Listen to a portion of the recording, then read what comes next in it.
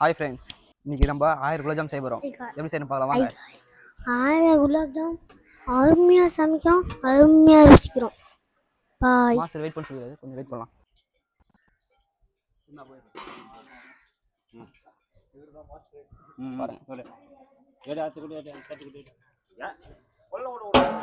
ஒன்றும் மேலே சைடில்